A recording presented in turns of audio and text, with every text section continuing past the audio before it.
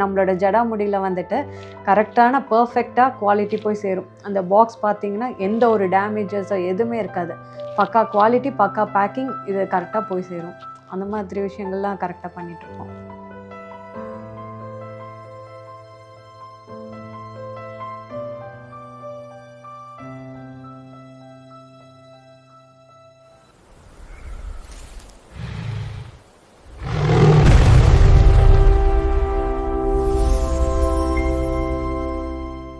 எப்படி மேம் உங்கள் ஃபேமிலியும் உங்கள் பிஸ்னஸையும் மேனேஜ் பண்ணுறீங்க?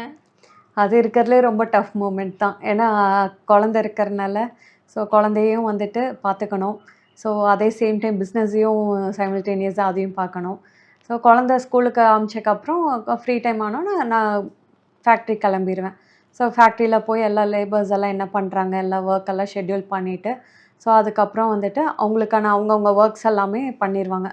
ஸோ பேக் பண்ணி சப்ளை பண்ணுறது, கஸ்டமர்ஸ்க்கு அனுப்புறது, எவ்ரிதிங் அவங்க பண்ணிடுவாங்க. நம்மளது மெயின் திங் என்னென்னா, கஸ்டமர்ஸ் தான் சில இதெல்லாம் நான் தான் ஹேண்டில் பண்ணி ஆகணும். ஏன்னா எல்லாமே வந்துட்டு ஸ்டாஃப்ஸுங்கிட்ட கொடுக்க மாட்டேன். சில விஷயங்கள் நானும் பார்த்துக்குவேன். ஸோ அதையும் பார்த்துட்டு, அதுக்கப்புறம் குழந்தையும் பார்த்துட்டு அப்படியே ரன் பண்ணுறது ஃபேமிலியை எல்லாமே. ஆனால் ரொம்ப டஃப் தான். இதையும் பார்த்து அதையும் பார்த்து. ஆனால் வாழ்க்கையில் நல்லா சக்ஸஸ் பண்ணணும், நம்ம வந்து இதாக வரணுன்னா கண்டிப்பாக இதெல்லாம் பண்ணி தான் ஆகணும். ஃபேக்ட்ரிஸ் எல்லா பக்கமும் ஸ்ப்ரெட் ஆகிருக்குங்களா மேம்? இப்போ வந்து ஒரே ஃபேக்ட்ரி தான் போட்டிருக்கோம். இனிமேல் அடுத்தது பெரிய அளவுக்கு வரும்போது எல்லாம் அதர் கண்ட்ரீஸ்க்குலாம் சப்ளை பண்ணும்போது நெக்ஸ்ட்டு ஃபேக்ட்ரிஸ் எல்லாம் செட்டப் பண்ணுவோம். ஃபேக்ட்ரி எங்கே மேம் லொக்கேட் ஆகிருக்கு? கணபதி. உங்கள் ஃபேக்ட்ரிஸில் எவ்வளோ எம்ப்ளாயீஸ் மேம் ஒர்க் பண்ணுறாங்க? ஆல்மோஸ்ட் 15 மெம்பர்ஸ் ஒர்க் பண்ணிகிட்ருக்காங்க மேம், ஸ்டாஃப்ஸோடு சேர்த்து.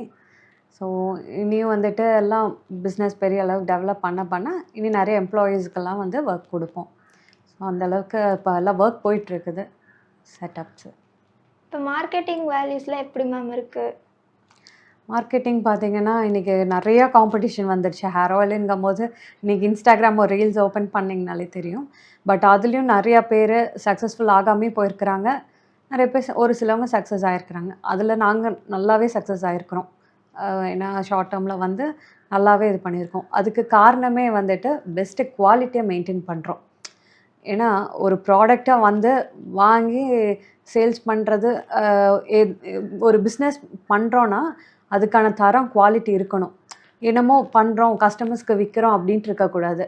ஒரு குவாலிட்டி மெயின்டைன் பண்ணால் தான் அந்த கஸ்டமர் வந்துட்டு அகைன் அண்ட் அகைன் வாங்கணும். நம்மளோட ப்ராடக்டை பற்றியும் ஒரு நல்ல ஃபீட்பேக்கை ஷேர் பண்ணணும். ஸோ அதுக்காக தான் நாங்கள் வந்து மெயின் மோட்டிவாக பண்ணிகிட்ருக்கோம். உமன்ஸ் நிறைய ஸ்ட்ரகிளை ஃபேஸ் பண்ணிட்டு வருவாங்க. நீங்களும் நிறைய ஸ்ட்ரகிள்ஸ் ஃபேஸ் பண்ணியிருப்பீங்க. கண்டிப்பாக நிறையா இதாக இருக்குது. அதாவது இப்போ லைசன்ஸ் விஷயத்துலேயே பார்த்திங்கன்னா வந்துட்டு நிறையா ஸ்ட்ரகிள்ஸ் ஃபேஸ் பண்ணியிருக்கோம். அதாவது டக்குன்னு போனோம் கிடச்சிரும் ஈஸி அப்படிங்கிறதெல்லாம் கிடையாது. ஸ்டார்ட் அப்பில் இருந்தே வந்துட்டு எவ்வளவோ கஷ்டப்பட்ட லைசன்ஸ் எடுக்கிறதுக்கு. அப்புறம் ஏதோ சக்ஸஸ்ஃபுல்லாக எடுத்து முடிச்சிட்டோம். அதுலேயும் வந்துட்டு லைசன்ஸ் இன்ஸ்பெக்டரும் எங்களுக்கு சொன்ன ஒரே அட்வைஸ் வந்துட்டு, எத்தனையோ பேர் வந்திருக்கிறாங்க, நீங்கள் நல்லா பண்ணுங்கள், குவாலிட்டியை மெயின்டைன் பண்ணுங்கள், பண்ணிங்கன்னா என்றைக்குமே நீங்கள் சக்ஸஸ் ஆகுவீங்க உங்கள் பிஸ்னஸ்லன்னு. அதே மாதிரி பண்ணிகிட்ருக்குறோம் சக்ஸஸ்ஃபுல்லாக. அதுக்கப்புறம் பார்த்திங்கன்னா இனி அடுத்த விஷயம் பார்த்தீங்கன்னா லேபர் சைடு அப்படி தான். ஸோ ஏன்னா இன்றைக்கி இருக்கிற லேபர் சைட் பார்த்திங்கன்னா திடீர்னு வருவாங்க, திடீர்னு நாளைக்கு அடுத்த நாள் அக்கா லீவ் வேணும்பாங்க. ஸோ அடுத்தது நம்ம ஆல்டர்னேட்டிவாக அடுத்த லேபருக்கான இது பண்ணணும். நிறைய ஸ்ட்ரகிள்ஸ் ஃபேஸ் பண்ணியிருக்கோம். அதுக்கப்புறம் ஸ்டாக் மெயின்டைன் பண்ணுறதுல, அப்புறம் கஸ்டமர்ஸோட ஃபீட்பேக்ஸு, எதாவது குவரிஸ் இருந்தாலும் அவங்களுக்கு தகுந்த மாதிரி நம்ம இது பண்ணணும். இந்த மாதிரி விஷயங்கள்லாம் நிறையா ஸ்ட்ரகிள்ஸ் ஃபேஸ் பண்ணுவோம். ஸ்டாஃபுங்க அக்கா அவங்களுக்கு நீ போய் சேரலை, இப்போ ஷிப்மெண்ட் பண்ணிட்டோன்னு வைங்க, அது பண்ணோன்னு விட்டுற முடியாது. அவங்கள ஃபாலோ அப் பண்ணணும். கரெக்டாக அவங்களுக்கு போய் ரீச் ஆயிடுச்சா கஸ்டமர்ஸ்க்கு, கரெக்டான குவாலிட்டியில் போய் சேர்ந்துருக்கா. இன்றைக்கு வரைக்கும் அது ஒன்று நம்மளோட ஜடாமுடியில் வந்துட்டு கரெக்டான பர்ஃபெக்டாக குவாலிட்டி போய் சேரும். அந்த பாக்ஸ் பார்த்திங்கன்னா எந்த ஒரு டேமேஜஸோ எதுவுமே இருக்காது. பக்கா குவாலிட்டி, பக்கா பேக்கிங், இது கரெக்டாக போய் சேரும். அந்த மாதிரி விஷயங்கள்லாம் கரெக்டாக பண்ணிகிட்ருக்கோம். எந்த ஒரு டிஃபெக்ட்ஸும் வந்ததில்லை. இன்றைக்கி வந்து இவ்வளோ சக்ஸஸ்ஃபுல்லாக எங்களோட ஜடாமுடி நேச்சுரல் ஹேர் ஆயில் வளர்ந்ததுக்கு காரணமே எங்களோட கஸ்டமர்ஸ்னால தான். இந்த அளவுக்கு அதெல்லாம் நல்ல கஸ்டமர்ஸ் வந்துட்டு யூஸ் பண்ணி ரொம்ப நல்லா இருக்குங்கிற ஒரு தாட்டோட அவங்க நல்ல ஃபீட்பேக்ஸும் ஷேர் பண்ணி ரன் பண்ணிகிட்ருக்கோம். எங்களை மாதிரி யங்ஸ்டர்ஸ்க்குலாம் உங்களே ஒரு ரோல் மாடலாக வச்சு ஒரு ஹேர் ஆயில் இன்ஸ்பயர் பண்ணி பண்ணணும் அப்படிங்கிற ஒரு மோட்டோ கிடைக்குது மேம். நீங்கள் எந்த மாதிரி ஸ்கில்ஸ் எங்களுக்கு கொடுப்பீங்க? அதாவது இன்னைக்கு இருக்கிற யங்ஸ்டர்ஸ்க்கு என்ன அட்வைஸ்னா, ஃபர்ஸ்ட்டு நீங்க வந்து என்ன பேஸ் பண்ணி ஃபர்ஸ்ட்டு ஒரு ஃபோக்கஸ் பண்றீங்க. லைஃப்ல வந்து நான் அச்சீவ் பண்ணணும் அப்டின்னா, நீங்க ஃபர்ஸ்ட்டு உங்களுக்கு என்ன ஐடியா தெரியுங்கிறத ஃபர்ஸ்ட்டு தாட் பண்ணணும். அத திங்க் பண்ணி அதுக்கான வொர்க் அவுட் பண்ணுங்க. அதாவது இப்ப நான் வந்துட்டு ஒரு பிசினஸ் ஹேர் ஆயில் பண்றேன். இல்லாட்டினா வேற ஏதாவது ஃபுட் இண்டஸ்ட்ரி பண்றேன். இப்படிங்கிறீங்கன்னா, அதுக்கான வொர்க் அவுட் பண்ணுங்க. இத நம்ம எவ்வளோ தூரம் சக்சஸ்ஃபுல்லா கொண்டு போகணுங்கிறத சார்ட் பண்ணுங்க.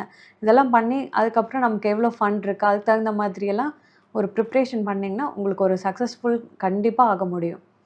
அதாவது எவ்வளோ நல்ல ஒரு ப்ராஜெக்ட் மாதிரி பண்ணி கண்டிப்பா சக்சஸ்ஃபுல் பண்ணலாம்.